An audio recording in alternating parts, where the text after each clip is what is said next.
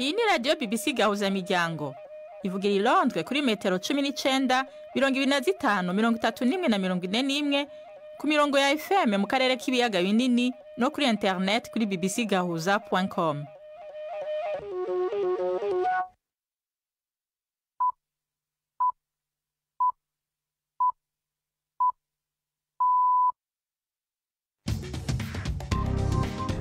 Ubu ni saa 10 n'igice ku isaha mpuzamakungu ya GMT, isaha 12 n'igice mu Rwanda no mu Burundi, muri kumwe na Nina Iradukunda. Ndabahaye mwiriwe n'ikaze bakunzi ba BBC Gahuza Miryango. Izi ni ingingo z'amakuru yo ku munsi wa kabiri tariki 21 z'ukwicumi mu 2025.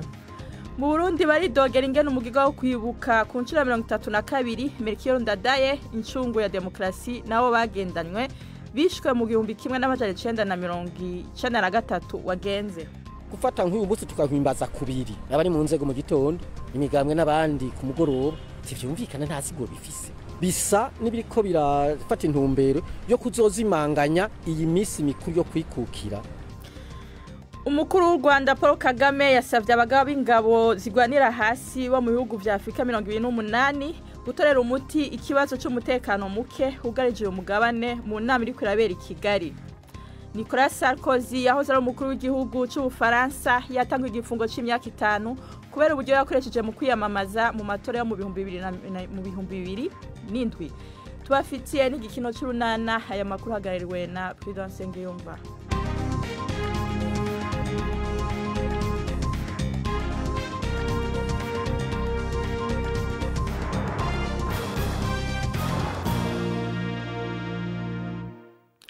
Amakuru ku buryo burambuye tuyahere muri Amerika. Donald Trump yavuze ko ibihugu vyinshi by'Abasomambike na Amerika mu buseruko bwo hagati byasabye kuzoja muri Gaza, kandi mu majambo yiwe kuvyumvisha Hamas nimba uwo muhari wohonyanga amasezerano yo guhagarika intambara. Mu makuru yashizwe ku mbuga hwaniro, umukuru w'igihugu ca Amerika yavuze ko yabwiye ivyo bihugu kuba birabangiriye. Yavuze kandi ko hari umwizero yuko Hamas uzokora ibibereye. Yavuze ko niyo nitahindura iherezo ry'uwo muhari rizokwihuta, rizojamwe ingufu nyinshi n'ubugome. Ishiramwe mpuzamakungu PAM gishinze ibifungurwa ku isi ryasavye ko inzira zo kwinjira muri Gaza zugururwa zose. Umuvugizi w'iryo shirahamwe Abel Etifa yavuze ko kubera ivyasambutse igaza inyuma y'imyaka 2 intambara harimwe n'amabarabara bisigura ko PAM idashobora gushika mu ntumbero yayo yo kwinjiza amatoni 2,000 y'ifungurwa ku munsi. Etifa yavuze ko ubu ico gisata c'ishiramwe mpuzamakungu ONU kiriko kiratanga ibifungurwa biri munsi y'igice c'ivyo. Icegera c'umukuru w'igihugu wa Amerika JD Vance ari muri Israel mu ntumbero yo gukomeza amasezerano yo guhagarika intambara muri Gaza. Mu Burundi bibuse ku nshuro 32 Melchior Ndadaye incungu ya demokrasi nabo bagendanye bishwe. Ikidasanzwe cabaye muri uwo mugigwa nuko vyakozwe mu biringo bibiri, aho umukuru w'igihugu n'abandi bategetsi bo mu nzego z'igihugu bazindutse mu gatondo ku ntatemwa yabo bishwe mu 1993, hanyuma imiryango y'ababuza babo n'imigambwe bajayo bavuye mu misa, aho abategetsi bo hejuru babonekayo nkuko vyahora bigenda. Abagendanye na President Melchior Ndadaye bavuga ko iyo ngendo leta isigaye ifise mu kudatunganya n'uburemere abiguza Burundi byo bafise intumbero yo kuzimanganya uyu munsi. Ni inkuru ya Patrick Waso i Bujumbura. Abantu ntibari benshi kandi bari bagizwe ahanini n'abibuka babo gusa na bamwe baserukira ibihugu vyabo. Kare umukuru w'igihugu n'abagize inzego zose z'igihugu bahora babanza kuja mu misa, intambwe ikurikira ikaba yo guhurira ku ntatemwa. Ariko uyu munsi kuri ico kibanza nta mutegetsi wo hejuru yahabonetse inyuma ya misa. Umukuru w'igihugu n'umutambukanyi wiwe n'abagize leta bahazindukiye gushiraho urugori rw'amashugwe imbere yo kuja mu nkuka ya misa. Ariko leta yari yateguye umuntu yotondeka ingene ibintu bikurikirana muri ico kibanza, na cane mu gushiraho ingori z'amashugwe ku ntatemwa. Iyo abazanye ingori z'amashugwe bahejeje kuzishiraho, hahora havuzwa rimwe majambo umuhisi President Melchior Ndadaye yavuze nk'umukuru w'igihugu. Abaraho bakaritega amatwi. Ijo jambo ntajyavugijwe. ivyo rero abatari bake bavyidogeye. Leonce Ngendakumana yabaye umukuru w'umugambwe Sahwanya Frodebu wa Melchior Ndadaye abona ko ivyabaye bishobora kuba ari ingendo yo kwibagiza abarundi bene iyo misi mikuru yabitangiye igihugu. Gufata nk'uyu munsi tukahimbaza kubiri abari mu nzego mu gitondo imigambwe n'abandi ku mugoroba tivyumvikana nta sigo bifise. Mu gitondo nabajije ijambo rya Ndadaye ntiryavuzwe, n'ubu murabonye ntirivuzwe.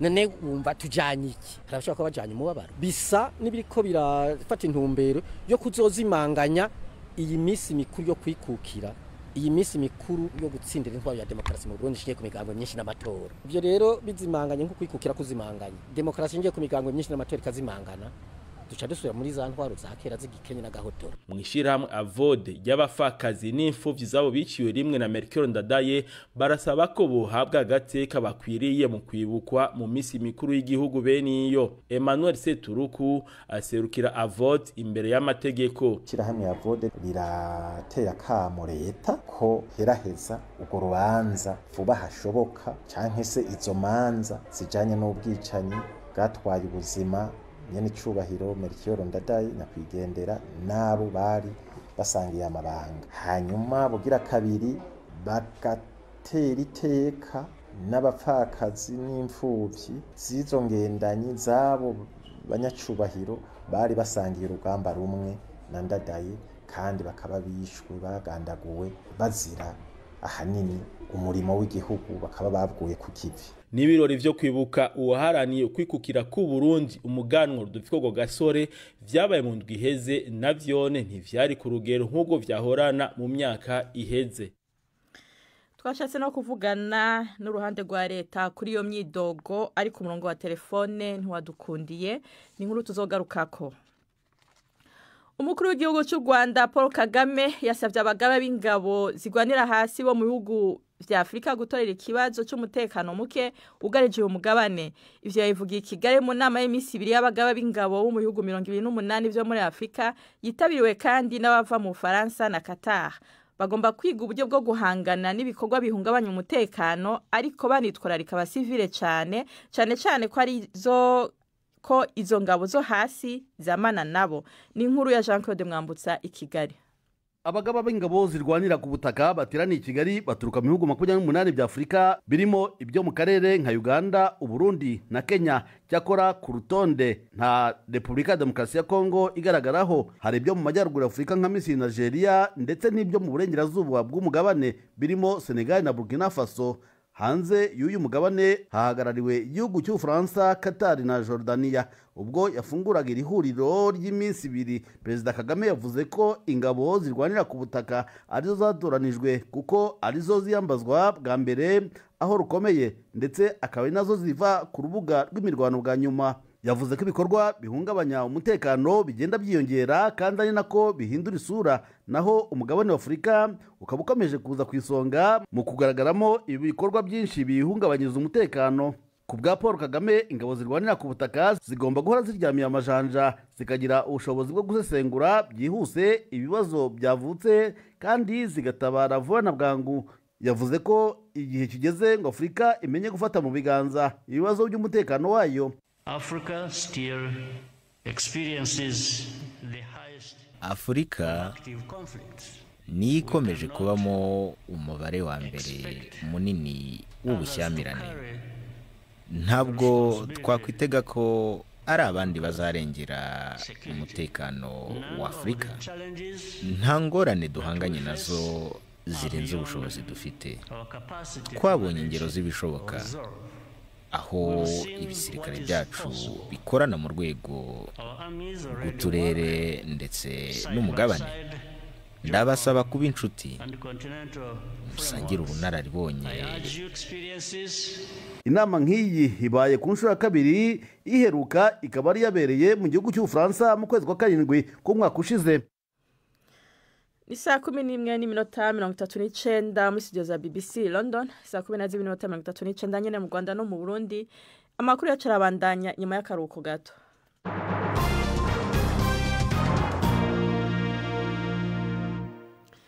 Uwahoze ari umukuru w'igihugu cy'Ubufaransa Nicolas Sarkozy yatangwe igifungo c'imyaka 5 mu ibohero rya La Santé riri hagati mu gisagara ca Paris. Sarkozy yahamijwe icaha cyo gukorana n'abagizi ba nabi mu mugambi w'uburyo bwakoreshejwe mu kwiyamamaza kwiwe mu matora mu 2007.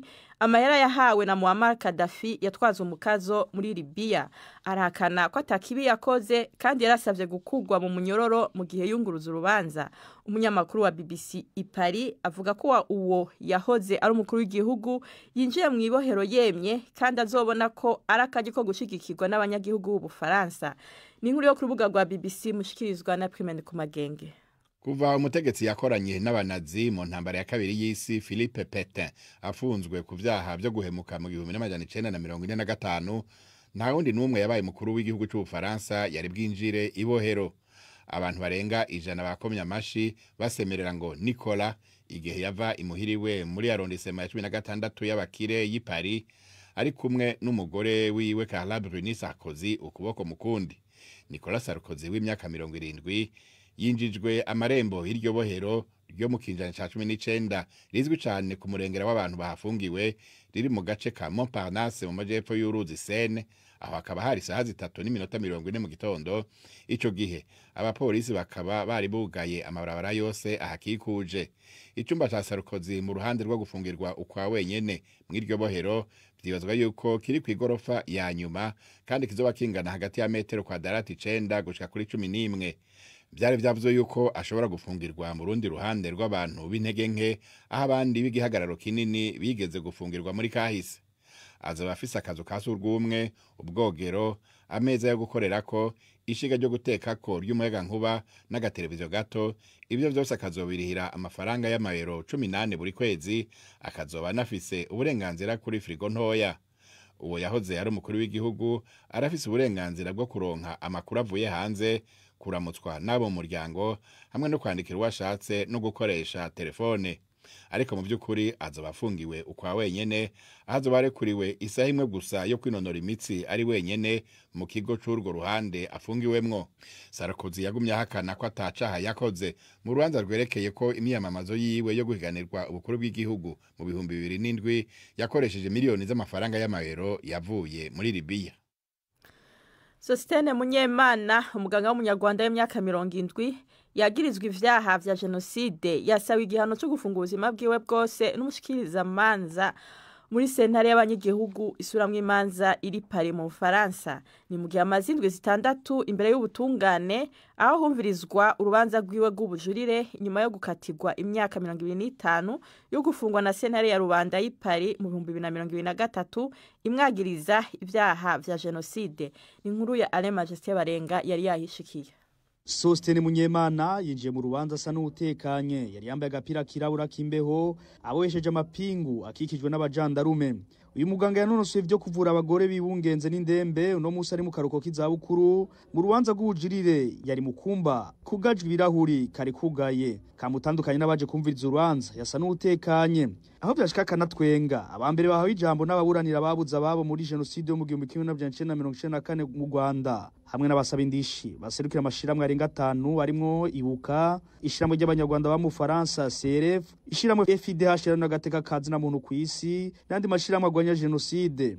Mu kiringo c'amasara arenga 3 basabye abacamanza 3 bazoca urwo rubanza n'inyamugayo zaturanijwe kubafasha ico bise kuhiteka no kuriha abazize genocide. Abaserukira babuza babo basabye abagiye gushira urwo rubanza Munyemana kwibuka ko arabatakiriho bazize genocide batari banahisemwe ko bavutse. Hakurikiye umushikiza manza canke umushinja caha mu Kinyarwanda.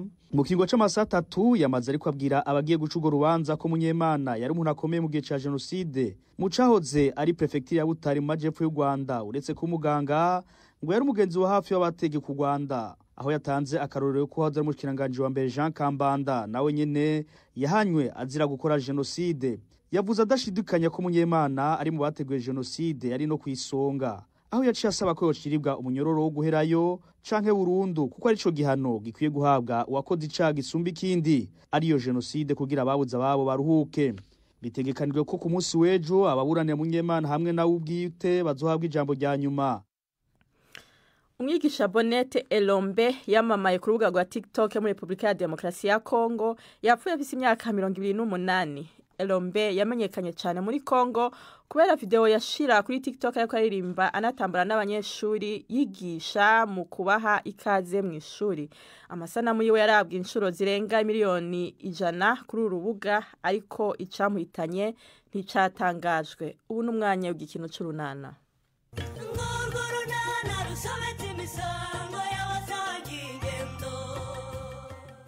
Rambwe idaratabaza habaye iki Karemera yo ngo yabimenye n'urunana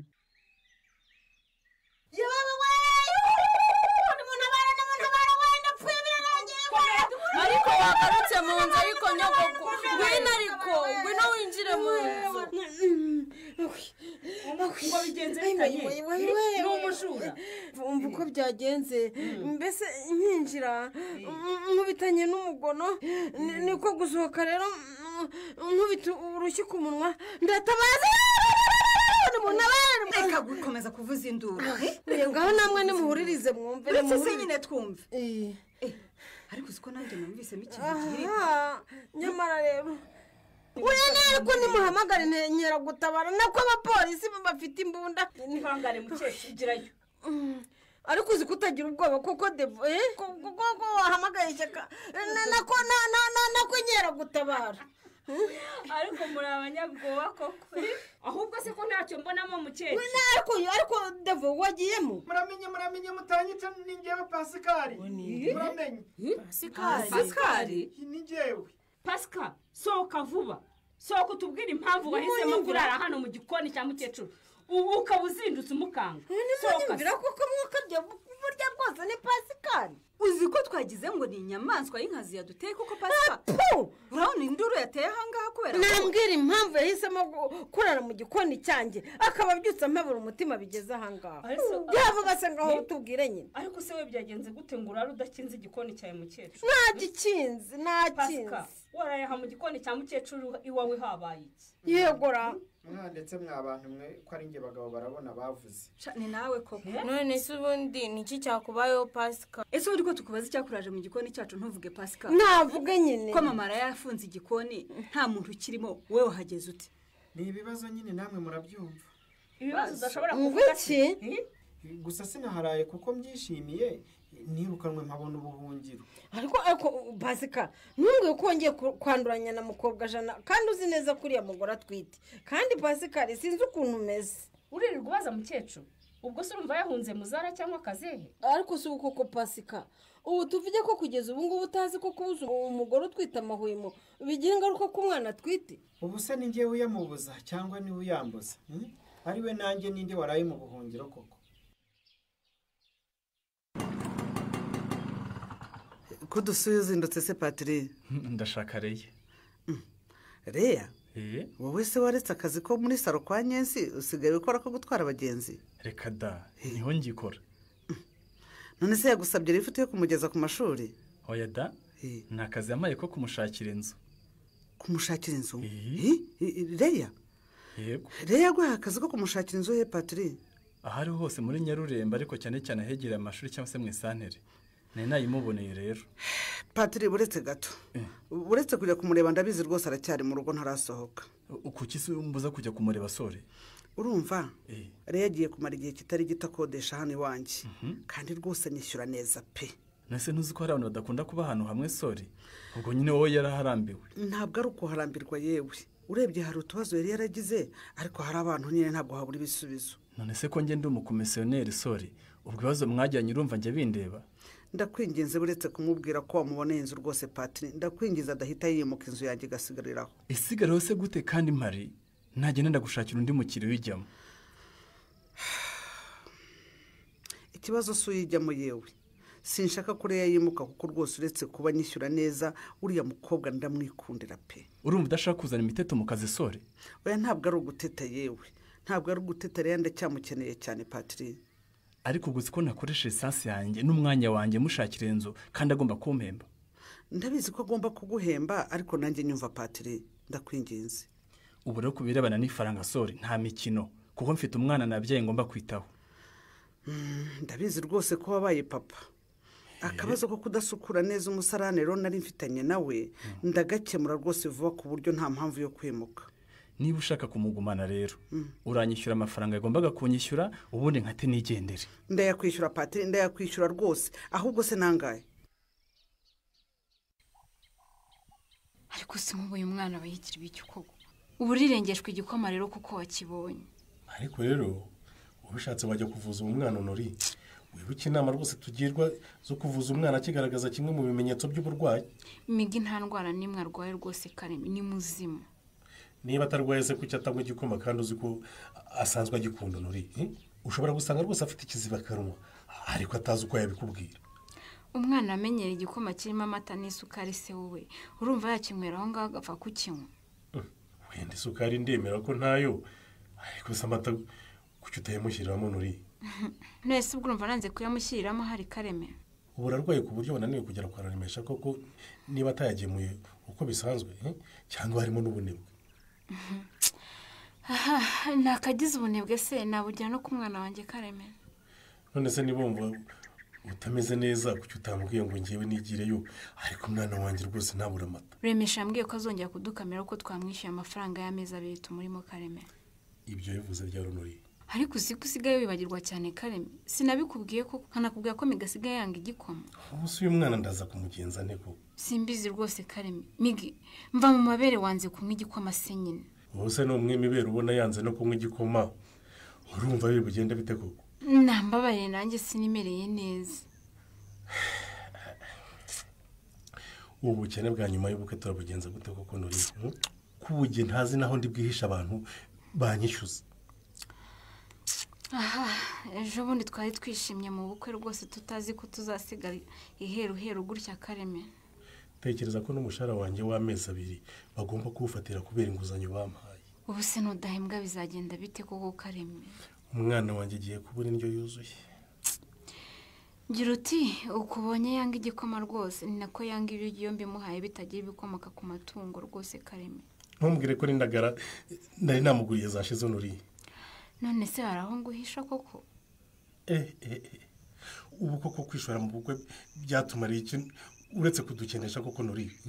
Tekereza kuzarwaza indwara ziterwa n'imirire mibi kubera ubukwe. Nubwo nyine nanjye nicuza ko twakoresheje amafaranga menshi tukaba turi mu madeni ariko bivuga ngo ntacyo byatumariye rwose Kareme.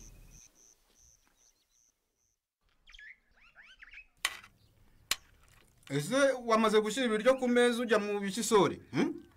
Ko wivugishiriza iyo mu mbere uguzi ko nkumva? Ntumbwire ko utanyumvaga rwose n'amagambo yose navuze Tana. Ndakubeshyera iki se? Icyakora numvise izina rya Reya gusa.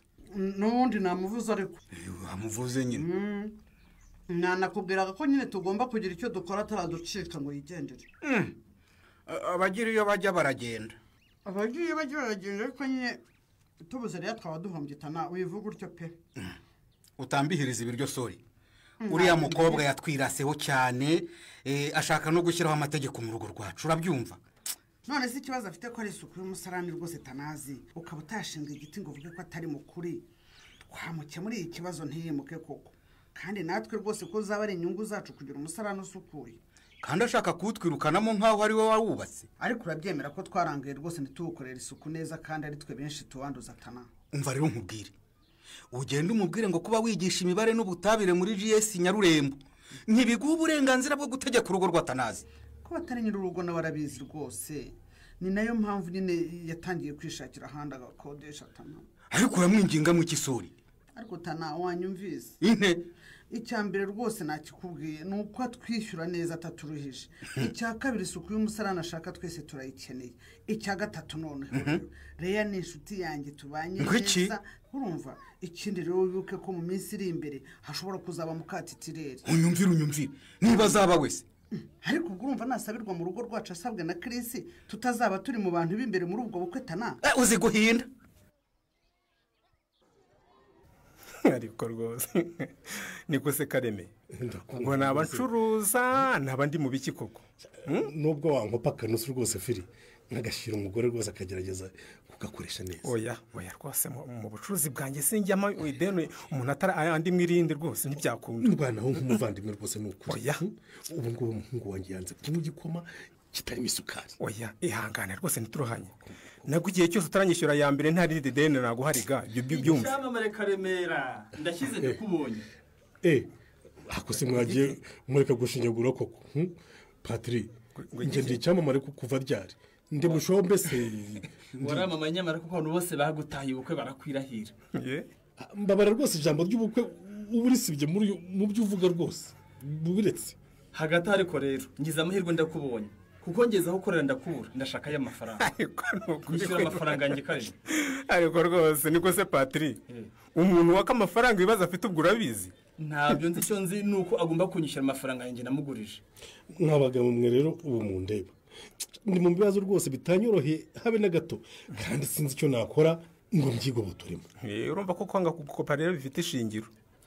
Ibibazo mfite n'ibyawe bwite Kareme. Ngi ndashaka amafaranga yanjye nakugurije nanjye ngahira umwana wanjye. Murabizi se nkiri papa mbyirira ubu ngubu mfite umwana. Urumva? Turabizi rwose wabyaranye na Nadine Patri. Turabizi ibyo. Umwana wanjye agomba guhabwa imfashabere ariyo mpamvu nkwishyuza Kareme. Muhahire. Uranyishyuza se ngo nyavane hehe Patri? Urayashaka byose birandeba. Umusanze ahangaha nje no kwikopesha nusu isukari kwa Filipo sibyo Filipo akaba yanayinyima ubejo hundi umenya amafaranga mu bukwe ukodesha imodoka zihagurukana abaturage bose umusozi wose barakwiyahira ahantu hose ngene ntishakanyisha amafaranga yanjye nyishyura kamyonde rufata no telefone yawe ko numva hajemo n'inyuro se Patri inyuro gute se ubu muri Nyarurembo yose abagabo n'abagore babana batarakoze ibyo birori bangana iki Kareme ubukwe si cyo kibazo Patri ikibazo no gukoresha ubushobozi burenze ubwo ufite kuko nyine buryo umuntu yishimaho yishyikira mwandetse koko mwabagabo ubu rwose ko nanjye nicuza impamvu numviye umugore ni wabo bashatse kunkoresha ibirori birengeje ubushobozi bwanjye koko none nkaba ndi mu mazi abira bigaramiye ibyo bindi nakubwiye ko ari bye Kareme ibyo ntabwo bindeba ahubwo mbwira amafaranga yanyuzanyishyura ryari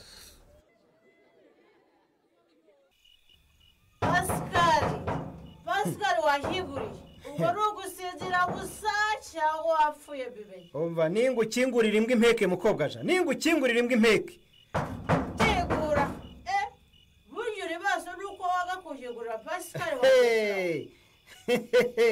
ingetura niwe mukobwaja uwo mugore utita ku rugo rwe akirirwa azerera mu bagabo agataha igicuku yasinze koko nta n'isoni buzara we kaze muza wibeshye ndagucubwa ubutoki n'uvuga ngo urajya kumukingurira ega papa yatubujije mama biko kaze nawe ntushobora kuba umuntu w'umugabo gukingurire yuko none sindakingura gute kandi papa ahagaze ku muryango ariko Pascal ubwo rasoro ufite koko isoni ziki se isoni ziki koko mukobwaja Pascal ariko witumeneraho urugi utaruduta hejuru esha bara baje bashigure dore haze harakonje shari vurigiye koko are we urinda unyagirirwa hanze se wasanze umugabo wawe nako abagabo bawe ya urashaka iki hano kandi Pascal ruhera ubujuje urugira abadirishya datora babuye biberagure debe icyo uzabwira nagwide nyamunkabari ngaho satura urugi rw'abandi mukobwaja satura urugi rw'abandi maze wirebere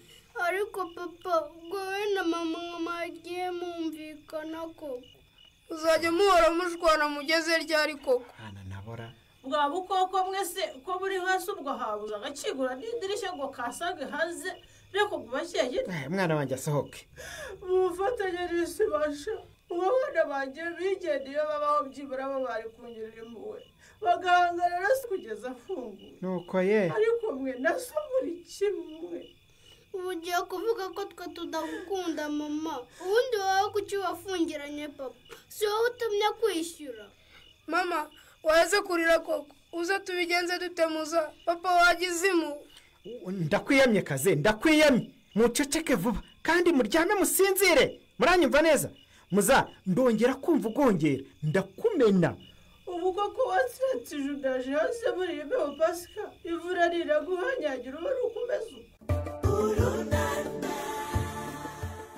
ngo Pascal yihimuye kuri Mukobwajana Mukobwajana asarerekezaye naho mu kiganiro runana cy'ubutaha barakoze mu gikino cy'urunana amakuru no munsi agarukiye ngaha kuba atashoboye kuyakurikirana yose murashobora kuyaronka ku rubuga rwacu rwa Facebook arigo BBC News Gauza canke kuri urubuga rwacu rwa internet arigo BBC Gauza gmail.com. Mwakoze kubana natwe na Gahwana.